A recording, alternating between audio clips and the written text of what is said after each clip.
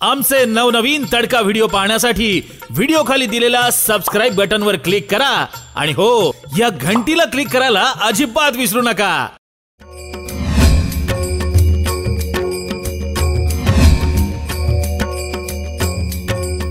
शेतकऱ्याला कायमच दुष्काळ आहे। आज मी एका पेपरचं कात्रण वाचलं, कोण होता काय माहिती, तो म्हणला शेतकरी कधी ओरडतो म्हणला की आमक्याचे भाव वाढल्यानंतर तुम्हाला जर जास्त वाटत असेल तर ते खाऊ नका, घेऊ नका, आम्ही ज्या दिवशी पिकवणं बंद करू त्या दिवशी तुम्ही काय खाताल। तो म्हणला तुम्हाला जी कर्जमाफी होती ती आमच्या आयकरातून होते, आमच्या इन्कम टॅक्स मधून। मी स्क्रीनशॉट घेऊन ठेवलाय त्याचा, मला नाव नाही वाचता आलं घाईघाईमध्ये। म्हणला शेतकऱ्यांना कर्जमाफीची सवय झाली, म्हणला शेतकऱ्यांना युरियामध्ये खतामध्ये सवलती मागायची सवय झाली। म्हणला दादा तो जो कोणी असेल किंवा तुम्ही जे कोणी असाल, आज शेतकऱ्याच्या परिस्थितीचा जर आपण बांधावर जाऊन आढावा घेतला तर मग लक्षात येईल। एक सामान्य शेतकरी आपल्या शेतामध्ये पाणी कमी पडलं विहिरीचं म्हणून, बस असा शार्पणेच पाहिजे, पाणी कमी पडलं विहिरीचं म्हणून मेथीची भाजी टाकत होता। रविवारचा दिवस होता आणि त्या दिवशी त्याची लाडकी लेक सुट्टी असल्यामुळे त्याच्या मदतीला आली होती। बाप मेथीच्या भाजीचे वाफे तयार करत होता आणि ती लाडकी लेक त्या दताळाला, दताळ फावडं काय म्हणतात त्याला, त्याला घेऊन ते असं सारत होती। दिवसभर तिने आपल्या बाबासोबत मेहनत करू लागली आणि तिच्या अभ्यासाची सगळी जी तयारी केलेली पुस्तकं होती तिच्या बॅग मध्ये होती। तिनं दुपारी जेवायच्या टायमाला ती बॅग उचलली, जशी बॅग उचलली तशी बॅग खालून फाटली होती। त्या बॅग मधले पुस्तक असे धपा धपा धपा खाली पडले। पोरीच्या चेहऱ्यावर अतिशय अतिशय अतिशय अतिशय भयाचे वास्तववादी भाव उमटले। का आता माझा बाप मला मारल्याशिवाय राहत नाही का, हे बॅग का फाटली। पोरीच्या डोळ्यात पाणी आलं। बाबा ते बापाच्या लक्षात आलं पोरीने काही बॅग हाताने फाडलेली नसावी, कारण बापाला माहिती होतं पहिल्या वर्गात होती माझी लेक तेव्हाची बॅग दिलेली आहे, चौथीत गेली हीच आहे। पोरीला बॅग घेण्या इतकी सुद्धा शेतकऱ्याची कुवत नाही महाराज। त्यांनी सांगितलं ताईडे घाबरू नको, ही मेथी लावली ना आपण, मोठी झाली नाही मेथी, आपण बाजारात घेऊन जाऊन तुला नवी बॅग आणू, तुला कंपास घेऊ, तुला नवीन कपडे घेऊ, तुला नवीन बूट घेऊ।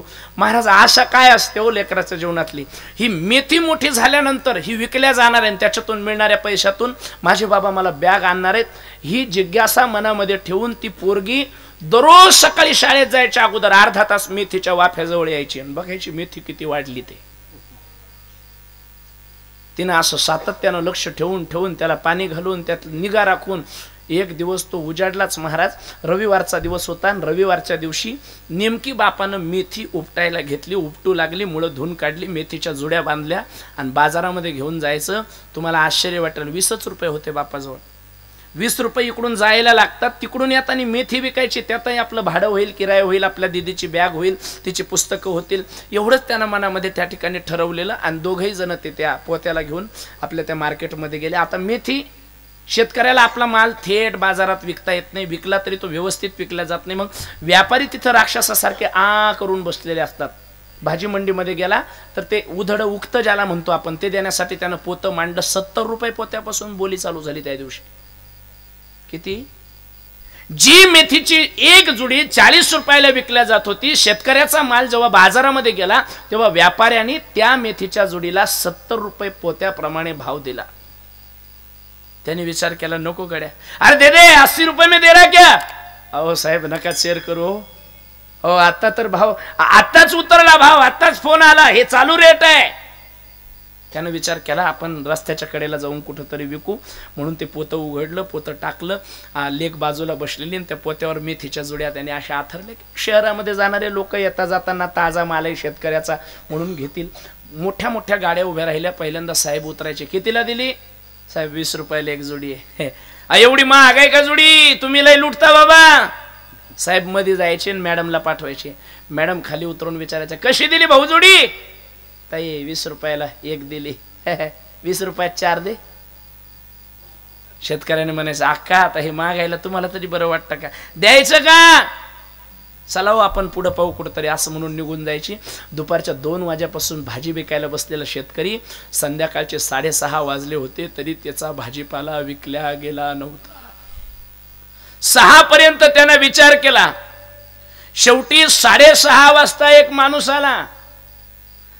तो माणूस त्याच्या परिचितच होता आणि त्याला माहिती होतं की याला आता 6:45ची शेवटची गाडी आहे आणि भाजी दिल्याशिवाय याला पर्याय नाही. तो म्हणला, का रे भाऊ आज भाजी नाही विकली? म्हणला, काका नाही विकली. कसं करतो मग? देऊन टाक 40 रुपयात सगळी. तो म्हणला, काका घ्यायचे असेल तर घ्या, पण चेष्टा नका करू हो शेतकऱ्याची. आई म्हणले, आता करणार तरी काय? नाही देत म्हणला काका. माणूस पुढे गेला महाराज आणि याच्या लक्षात आलं, जर 40 रुपयात आता आपण हा गठ्ठा दिला नाही तर घरी जायला 20 रुपये सुद्धा आपल्या खिशात नाही. भिकाऱ्यासारखा आवाज दिला आणि सांगितलं, साहेब घेऊन जा हो 40 रुपयात. मेथीच्या भाजीचं अख्खं पोतचं पोत त्यानं त्याच्या माथी मारलं, माग पाहिलं. पुरीचे डोळे पाणावले होते. पुरीनं बापाकडे पाहिलं, बापाच्या गळ्यात मिठी मारली. म्हणली, बाबा नको मला दप्तर. म्हणली, बाबा नको मला कंपास. म्हणलं, बाबा नको मला शूज, काही नको बाबा, घरी चाला फक्त, मी शिवून दप्तर वापरेल बाबा, मला काही नको. ही शेतकऱ्याची परिस्थिती आहे महाराज. ही शेतकऱ्याची परिस्थिती तुम्हाला मान्य करावी लागेल. वरतून पुढे तुम्ही म्हणायचं शेतकऱ्याला किती दिलं तरी त्याचं पोट भरत नाही. अरे देतं कोण, त्याच्यापेक्षा नेतं कोण कोण ते पहा ना. त्याची लूटमार कुठून चालू होती? बियाण्याचं पाकिट घेतलं त्याची लूटमार चालू होती. फेरायला आणलं रोजदारनी, सीझन मध्ये भाव वाढवून घेतात. एरवी 100 रुपये रोज असला तर कामाच्या दिवसात दुप्पट होतो. तिथून त्याची लूटमार चालू होती. एका पिकाजवळ 10 वेळेस त्याला जावं लागतं. तुम्ही सगळे शेतकरी मायबाप, त्यामुळे मला काही ही व्यथा सांगायची गरज नाही. त्यांनी माल काढला, थोडंफार पाणी लागलं, तिथं निसर्ग त्याची चेष्टा करतो. त्याला पाणी लागलं, ते बाजारात नेलं, व्यापारी त्याला बांबू लागतात. डागी है, मौसर ज्यादा है, इथून त्याची चेष्टा चालू होती. शेतकऱ्यांना जगायचं कसं? फक्त कवितेतच दाखवायचा का शेतकरी? माझा शेतकरी बाप उभ्या जगाचा पोशिंदा. पण त्याच्या भाळी लिहिलेला काम धंदा तपासायची गरज आहे दादा, लक्षात घ्या. शेतकऱ्याची व्यथा खरोखर आहे. मी मुद्दा सांगत होतो, मला कीर्तनासाठी फोन केला. म्हणले, महाराज तुमची तारीख द्या. मी म्हणलो देतो.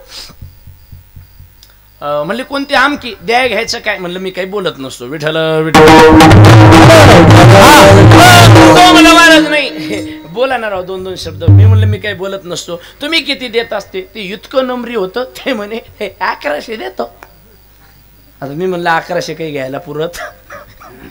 मी त्याला म्हणलं, हे पा राहू द्या म्हणलं, एवढं वर्ष मी पुढच्या वर्षी पाकिट घेईन. म्हणलं एवढं वर्ष तसंच येतो. गेलो मी, सुंदर कीर्तन केलो. मी सुंदर कीर्तन केलं. कीर्तन संपल्यावर आलं ना ते माईक पुढे बोलायला. ते म्हणलं, हा या महाराजांनी मस्त कीर्तन केलेलं, तुम्ही लोक वर्गण्या देत नाही.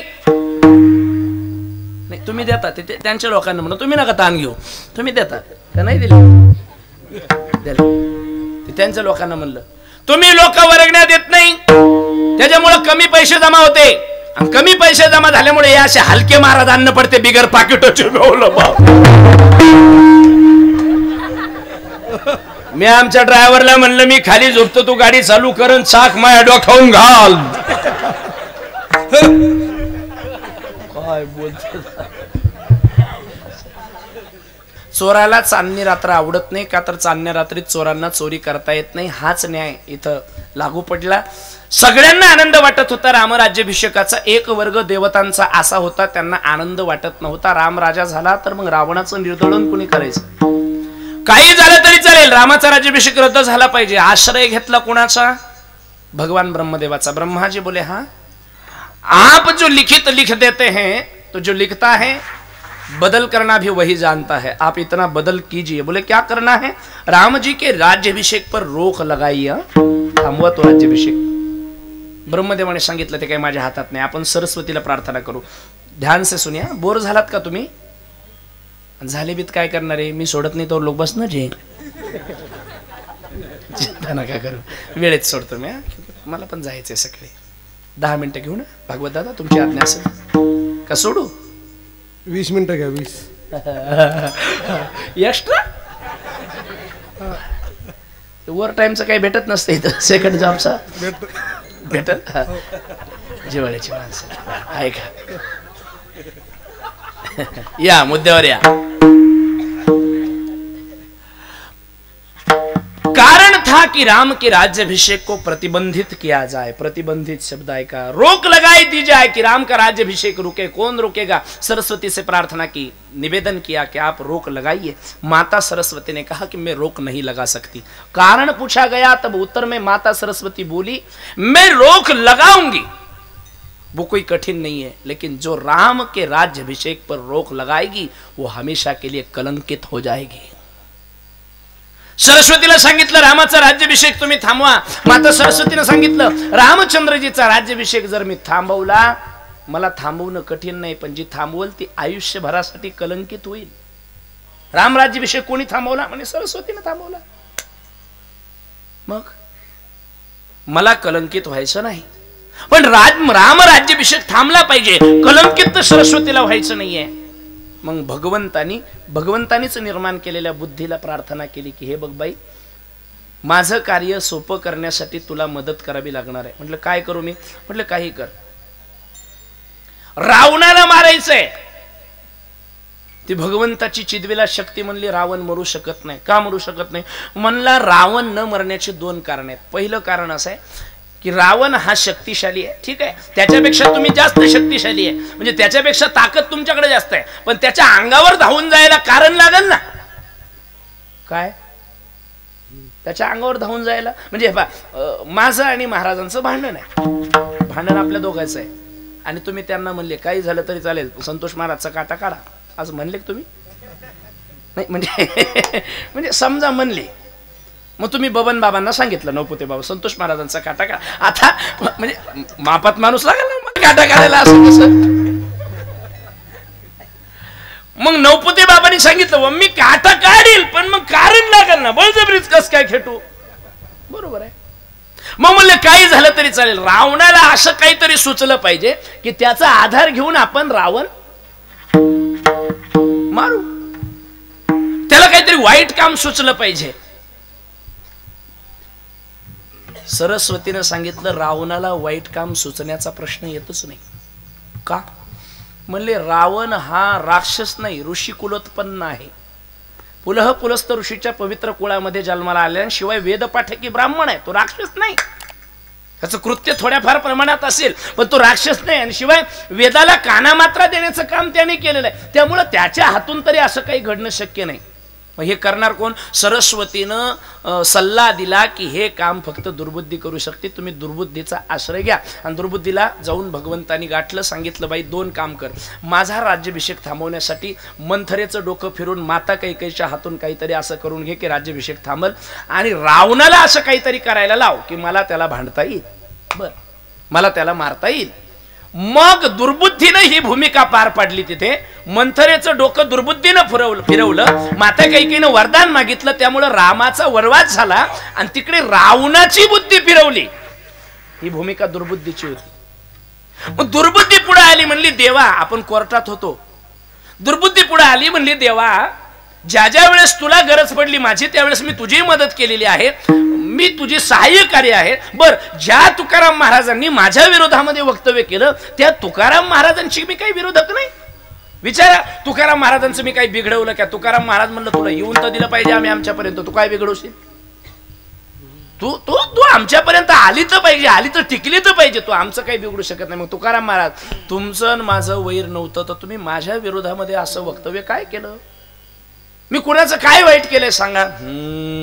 तुकाराम महाराज म्हणले, पहा त्या रावणा कैसे झाले, सांग बरं दुर्बुद्धी। एवढा मोठा लंकेचा राजसम्राट असलेला रावण जो समूळ विनाशाकडे गेला, त्याला कारण कोण होती? तूच होती। तू जर रावणाच्या जीवनात आली नसती तर रावण मेला। रावण मेला कशामुळं? दुर्बुद्धीमुळं। कशामुळं मेला? रावण चांगला होता का वाईट? चांगला होता। सप्त्याच्या पॉम्पलेटवर फोटो आहे का रावणाचा आपल्या?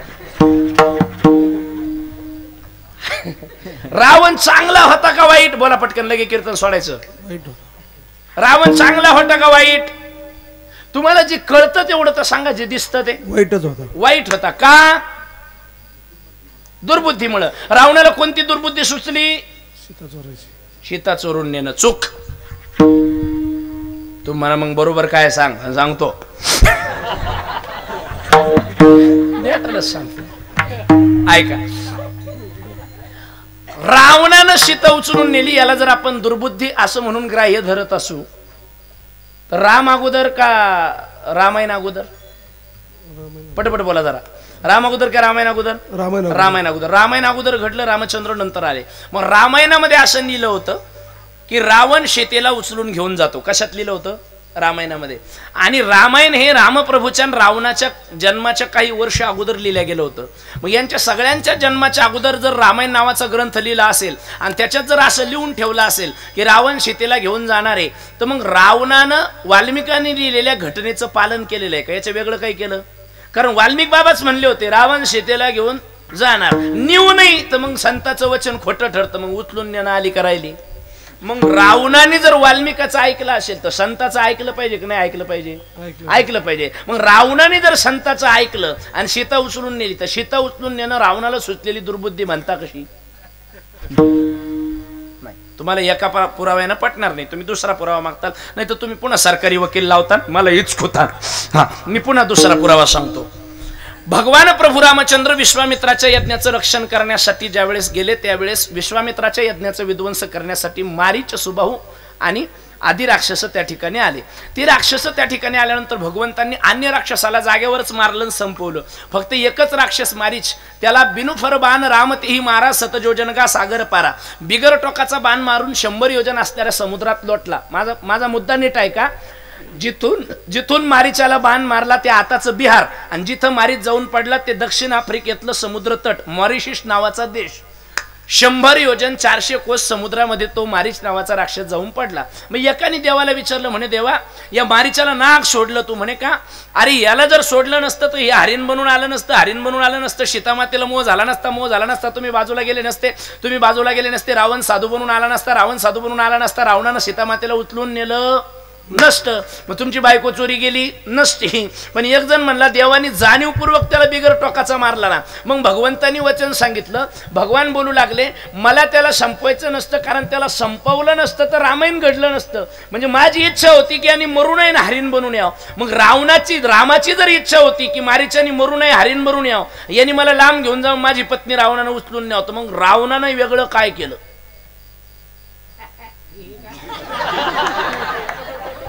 वेगळं केलं काय? मग रावणानं जे केलं ते बरोबरच केलं. मग सीता उचलून नेणं ही रावणाला सुचलेली दुर्बुद्धी, आणि सीता उचलणे इतकी धमक रावणात. पुन्हा हा बी मुद्दा येते, त्याला रामायणच सांगणं पडेल सगळं, पण माझं रामायण पुरणार नाही तुम्हाला. आपलं रामायण जड जाईल तुम्हाला.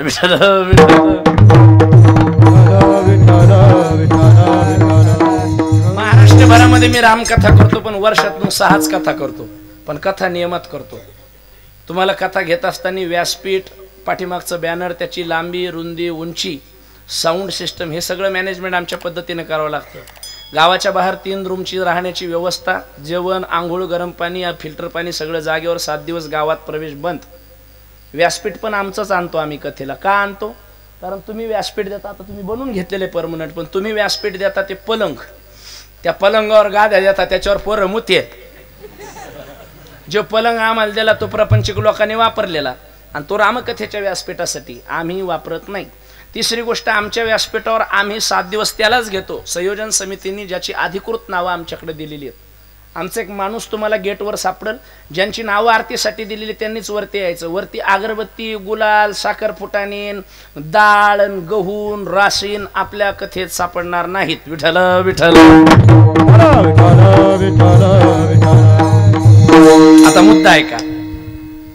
रावण सीतेला का उचलू शकत नव्हता? मग तुम्ही म्हणाल उचलून तर नेली, ती कोण होती? ती खरी सीता नव्हती, ती अग्नी होती, आपली प्रतिछाया होती. खरी सीता अग्नीच्या स्वाधीन केली होती. महाराज, खऱ्या सीतेला उचलण्याची काय धमक होती रावणाची? जो स्त्रीच्या अस्तित्वाला त्या ठिकाणी धोका पोहोचवतो त्याची माती होत असती. द्रौपदीच्या पदराला हात घातला कौरवानी, कौरवाला संपवावं लागलं. अफजल खानाने तुळजाभवानी पहिली तुळजापूरला येऊन भंग करण्याचा प्रयत्न केलती का नाही? अफजल खान जेव्हा महाराष्ट्रामध्ये आला त्यानं 2च काम वाईट केले. पहिलं तुळजाभवानी उचलून जात्यात भरडण्याचा प्रयत्न केला, आणि दुसरी गोष्ट त्यांनी पंढरपूरच्या पांडुरंगाच्या मंदिरामध्ये गाय कापली, रक्ताच्या थारोळ्यात नाचला. त्यावेळेस सगळ्यात जास्त दुःख जर कोणाला पोहोचलं असेल तर ते गोंधळ्यांना पोहोचलं, आणि त्या गोंधळ्यांनी भवानी मातेला जागवलं. लख पडला प्रकाश दिवट्या मशालीचा, गोंधळाला आला गोंधळी भवानीचा. त्यांनी प्रार्थना केली की माय भवानी आता जाग. दार उघड बया दार उघड, दार उघड बया दार उघड, दार उघड बया दार उघड, दार उघड बया दार उघड. हे तुळजापूरची तुळजा भवानी दार उघड, दार उघड बया दार उघड, दार उघड बया दार उघड, दार उघड बया दार उघड, दार उघड बया दार. आ तुळजापूरची तुळजा भवानी दार उघड बया दार उघड बया दार उघड. कोल्हापूरची महालक्ष्मी दार उघड बया दार उघड, दार उघड बया दार उघड. माहुरगडची देवी रेणुका दार उघड, दार उघड बया दार उघड. अंबेजोगाईची देवी अंबिका दार उघड, दार उघड बया दार उघड. वणीगडाची सप्तशृंगी दार उघड बया दार उघड, दार उघड बया दार उघड. पाथर्डीची मोहटा देवी दार उघड बया दार उघड, दार उघड बया दार उघड. आयर महाल्याची आई अनाई दार उघड बया दार उघड, दार उघड बया दार उघड. करमाळ्याची देवी कमळाई दार उघड बया दार उघड, दार उघड बया दार उघड. आई भवानी तुझ्या कृपेने तारसी भक्ताला, अगाध महिमा तुझा माऊली वारी संकटाला. आई कृपा करी माझ्यावरी जागवी तो रात सारी, आई कृपा करी माझ्यावरी जागवी तो रात सारी. अग गोंधळाला गोंधळ मांडला भवानी गोंधळाला ये, गोंधळ मांडला भवानी गोंधळाला ये, गोंधळ मांडला गोंधळाला ये, गोंधळ मांडला भवानी गोंधळाला ये. गळ्यात घालून कवड्याची माळ, पायात बांधिले तुकाळ, हातात परडी तुला गाभणी वाजवी तो संबंध. धगधग त्या ज्वालेतून उठली तूच जगन्माता, भक्ती दाटून येई आई नाव तुझे घेता. आई कृपा करी माझ्यावरी जागरी तो रात सारी, आई कृपा करी माझ्यावरी जागरी तो रात सारी. गोंधळाला ये,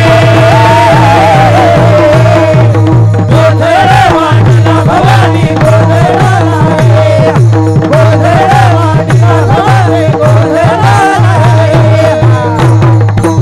बोल सदानंदीचा. मला चांगलं म्हणता येतं, मी अजून लंब म्हणत असतो. 2-3 कीर्तनात असे अनुभव आले, मी हे म्हणलं तिकडून बाहेर ते का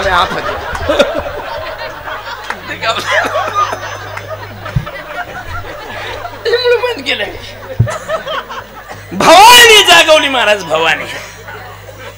हे गोंधळी गोंधळी आम्ही आंब्याची गोंधळी, काही गोपाळाची मिळी आम्ही आंब्याची गोंधळी. देवे जागे हो माय, तुळजा भवानी जागे झाली आणि एका मातृशक्तीचा अपमान केल्याचा बदला म्हणून छत्रपतीला शुभ प्रेरणा देते झाली. इतिहास घडला कुठं? प्रतापगडच्या पायथ्याशी खाली.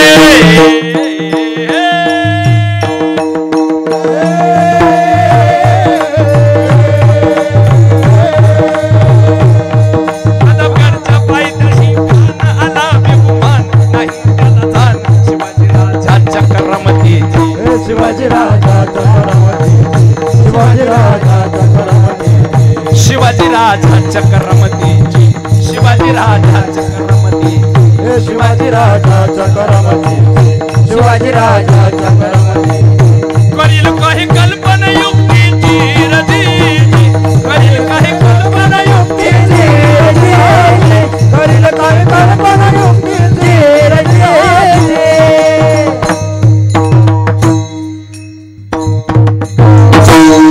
Time is very important but more than money. समय अपर्याप्त है इसलिए रोक लगा दी. कभी गाने का प्रयास करेंगे अगली बार. इतिहास घडला तुम्हाला माहिती आहे. पुढे अफजल खान मेला. पवाडा फार सुंदर आहे पण टाइम नाही आहे. पुढे बोलू. ऐका. फक्त जगदंबेच्या पदराला हात घातला म्हणून रावणाला पुढे त्याचं फळ भोगावं लागलं. रावणानं खरी सीता उचलून नेली नव्हती, नेली तरी प्रभूच्या इच्छेनं नेली होती, वाल्मिकाच्या सांगण्यानुसार नेली होती. सीता उचलून नेणं रावणाला सुचलेली दुर्बुद्धी नव्हती, पण रावण मेला. तुकाराम महाराज म्हणले दुर्बुद्धीमुळं झाला का नाही पुन्हा गुंत. रावणाचं सगळ्या आयुष्यात एकच वाईट काम रावणाने केलेलं आहे मोठं, कोणतं? सीता उचलून. आणि शास्त्राच्या नियमानुसार ते वाईट नाही, ती दुर्बुद्धी. पण रावण मेला कशाना? दुर्बुद्धी. आला पण याडा.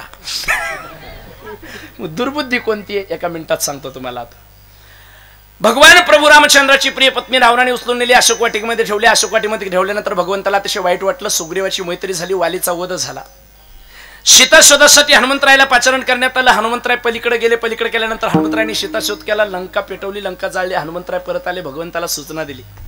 माता सीता अशोक वाटिकेत भगवंताला कळालं. वानरांचा समूह चमू एकत्रित करून भगवान प्रभू रामचंद्र माता सीतेला परत आणण्यासाठी आपल्या अयोध्येच्या दिशेने म्हणजे किष्किंधेच्या दिशेकडून लंकेकडे निघाले. भगवान समुद्राच्या तटापर्यंत आले. भगवंताला माहिती मिळाली की लंका जी आहे ते समुद्राच्या मध्यभागी आहे. आणि समुद्राच्या मध्यभागी असलेल्या लंकेत अशोक वन आहे, तिथं सीता आहे. सोडवायची कशी? लंकेपर्यंत जायचं कसं? भगवंतानी काय केलं? 3 दिवस समुद्राची प्रार्थना केली. कशा करता? की समुद्राने आपल्याला रस्ता द्यावा. 3 दिवस समुद्राची प्रार्थना केली. 3 दिवस प्रार्थना करूनही समुद्र प्रगट होत नाही, याचा भगवंताला राग आला. भगवंताने धनुष्य काढला, बाण काढला, बाण त्या ठिकाणी धनुष्याला लावला आणि समुद्राकडे रोखून धरला की आज मला तू रस्ता देत नाही. असं म्हटल्याबरोबर समुद्र प्रगट झाला. समुद्राने विचारलं, देवा थांबा, काय म्हणणं आहे? रस्ता का देत नाही? देवा तुमचाच नियम आहे, समुद्र रेखा नोलांडावी हे आज्ञा माझी. तुम्हीच घटनेत संविधानामध्ये असं लिहून ठेवलेलं आहे की समुद्रानं तिळभर कणभर बाजूला सरकायचं नाही. आज तुम्हाला रस्ता देईन. कायदा तयार करणारानच कायदा मोडल्यावर कसं जमन? आणि तुम्ही कायदा मोडल्यावर तुम्हाला रस्ता दिल्यावर उद्या दुसरी म्हणते ना आम्हाला रस्ता द्या, नाही म्हणत मग त्या शिव्या खावा लागतील ना. देव म्हणला पण काम अडकलं ना. मग भगवान म्हणले तुमचं काम अडकलं, तुम्हाला मधला पर्याय सांगतो. काय? तुमच्याच वानराच्या समूहामध्ये नळनीळ नावाचे विश्वकर्म्याचे पुत्र आहेत. लहान असताना ऋषीमुनीचं सामान ते समुद्रात नेऊन फेकत होते, म्हणून ऋषीमुनींनी त्यांना श्रापित केलेलं आहे की तुम्ही जे पाण्यात टाकताल ते पाण्यात बुडणार नाही. त्यांच्या हातातून मोठी मोठी दगडं उचला, त्यांना मुख्य आर्किटेक्ट म्हणून पुढे घ्या आणि बाकीचे त्यांच्या हाताखाली लावून तुम्ही समुद्रावर सेतू बांधा. तुमचं काम होतंय आणि माझंही जमतंय. भगवान प्रभू रामचंद्रांनी समुद्राचं म्हणणं मान्य केलं, नळनीळाला पुढे घातलं आणि त्याच्या माध्यमातून सेतूबंधनाचं काम चालू झालं. वाक्य नीट ऐका. सेतूबंधनाचं काम चालू झालं. तिकडे शुकसारण नावाचे 2 गुप्तहेर खात्याचे मंत्री इकडे काय चाललंय याची सगळी माहिती पलीकडे देत होते. ते भारतात येऊन पाकिस्तानकडे माहिती घेऊन गेले आणि त्यांनी पाकिस्तानच्या राजाला जाऊन सांगितलं की साहब वो समुद्र पर सेतू बांध रहे हैं. रावणाला हादरा बसला की दगड पाण्यावर तरंगत नसते, हा बाबा जर तरंगत असेल तर उद्या काही बी होऊ शकतं. रावणानं मध्यरात्रीच मिटिंग लावली. मोठे मोठे प्रधान सचिव मीटिंग मध्ये येऊन उभे राहिले. रावणानं त्या प्रधानांना पुढे बसवलं. प्रधानांनी विचारलं, मालक मीटिंग लावण्याच्या पाठीमागचं कारण काय? रावणाने सांगितलं, ते सगळे माकडं मिळून इकडं सेतू बांधून समुद्रावर पूल बांधून यायच्या तयारीत, याच्यावर तुमचं मत काय? एक जण उभा राहिला, म्हणला महाराज तुम्ही काय माकडाला घाबरता? दुसरा म्हणला, येड्या माकडं का साजे असतात का? काय करतात ते? तिसरा म्हणे, गपचिप बैस ना, पेटून गेला अजून जळू राहिलं ना. एक झालं अजून जळू राहिलं. आपल्या डोक्यात तरी होतं का म्हणे एवढी मोठी लंबी बॉर्डर ओलांडून फलिकून अलीकडे कोणी येईन? महाराज बॉर्डर ओलांडून शत्रूच्या घरात जाऊन शत्रूच्या घराला आग लावणं सोपं असतं का? ते 2च माणसं करू शकतात. शत्रूच्या घरात जाऊन शत्रूच्या घराला पेटवायचं काम. जिसकी पूंछ लंबी हो वो और जिसकी मूछ लंबी हो वो.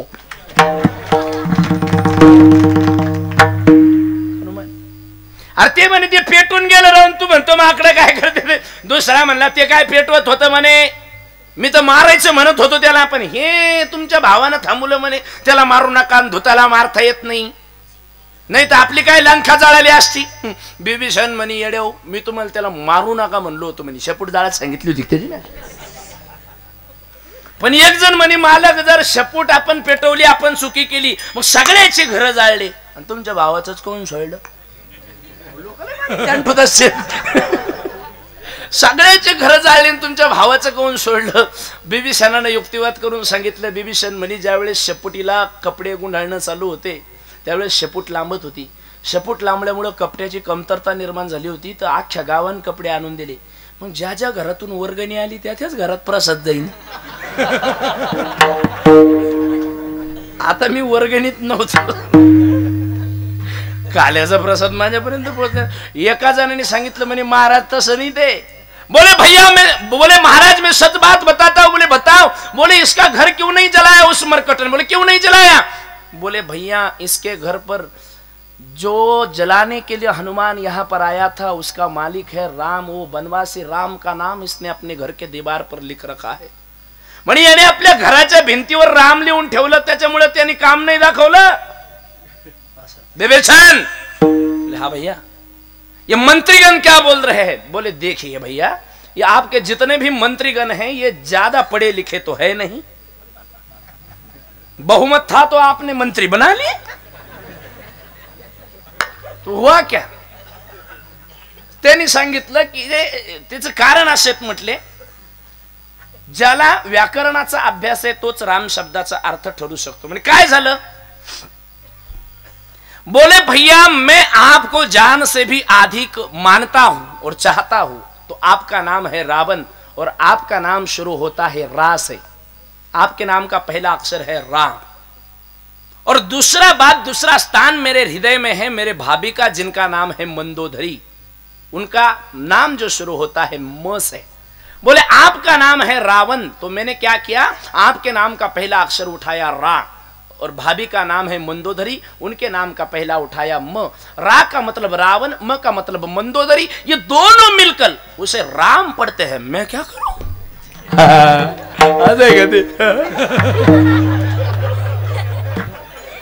असं आहे विभीषणा. हो दादा. वाह विभीषणा. विभीषणा आता मानलं तुला, तुझा माझ्यात एवढा जीव आहे. म्हणलं हो दादा. विभीषणा. हा दादा. विभीषणा. हा दादा. विभीषणा मी काय करू सांग ना विभीषणा. म्हणले दादा खरं सांगू का दादा. म्हणले खरं सांग ना विभीषणा. म्हणले दादा रावणाच्या पाया पडा ना बाई.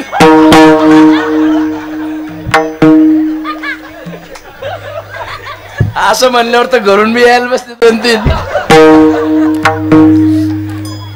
तुम्ही आणि मला सगळे, मी लय ऑलराऊंडर माणूस आहे महाराज, पण मी मागणीत गुतलो. मागणीत तिथं येऊन मी अवघडी त्याच्यात लय वातावरण असते. परदानी अरे काय म्हणले देवा.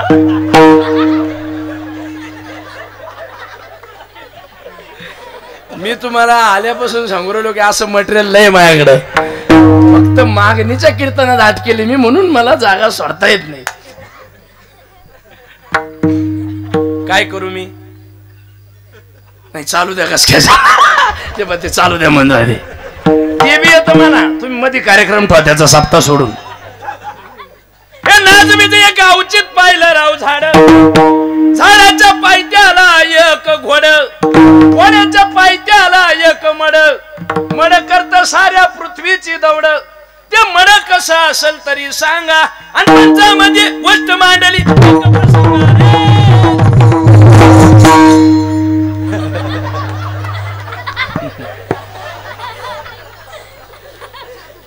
ते काही वाईट नाही बरं. त्याचा अर्थ लय भारी. नाचबीज एक अवचित पाहिलं राव झाड.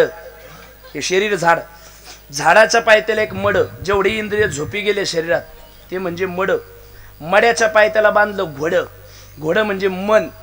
ते घोड करतं साऱ्या पृथ्वीची दौड. मनाला फिरायला टाइम लागत नाही. ते घोड कसं असेल तरी सांगा. शरीरात मन नावाचं घोड आहे पण कोणाला दिसत नाही, म्हणून कसं असेल तरी सांगा. आणि हे सगळं कुठे आहे. पंचामध्ये गोष्ट मांडली. 5 प्रकारच्या तत्वापासून बनलेल्या शरीरात म्हणजे पंचामध्ये गोष्ट मांडली. एक आत्म्याच्या प्रसंग असा त्याचा अर्थ आहे. अशा 260 कूट गाण्याच्या मालिका पाठी माया. नंतर आपण पाहू.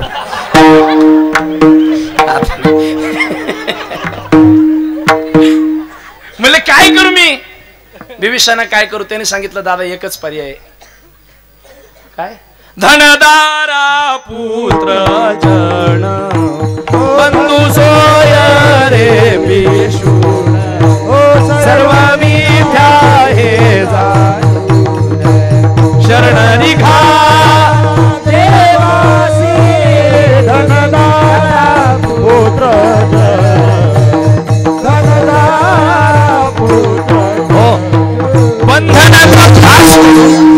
तुमच्या सगळ्या व्यवहारावर पाणी घालून ज्याची बायको तुम्ही चोरून आणली त्याची बायको सन्मानासहित त्याला परत करा आणि त्याच्या शरण जा.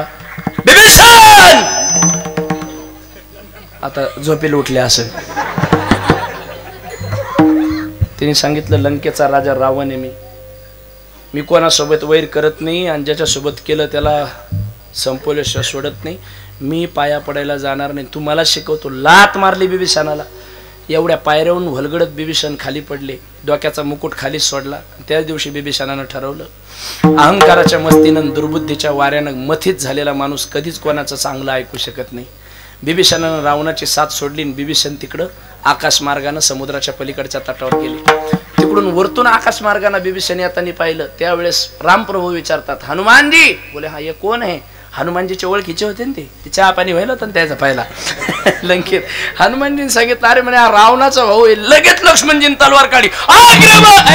थांब ते हाय तिकडच म्हणे पण आपलंच काम करतं आतून. थांब येऊ दे त्याला. बिभीषण आले. महाराज तुम्हाला जर राजकारण ऐकायचं ना मग महाभारतात आहे. पण त्याच्यासाठी स्वतंत्र अभंग आहे. मी गुळजला सांगितलं त्या दिवशी.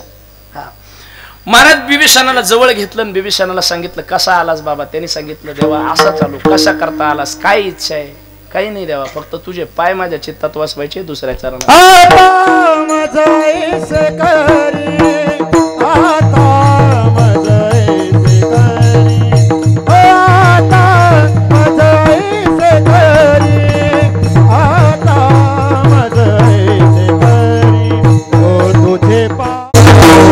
आता मज आयशे करी. बिभीषण म्हणला मी एवढ्यासाठी झालो. कशासाठी?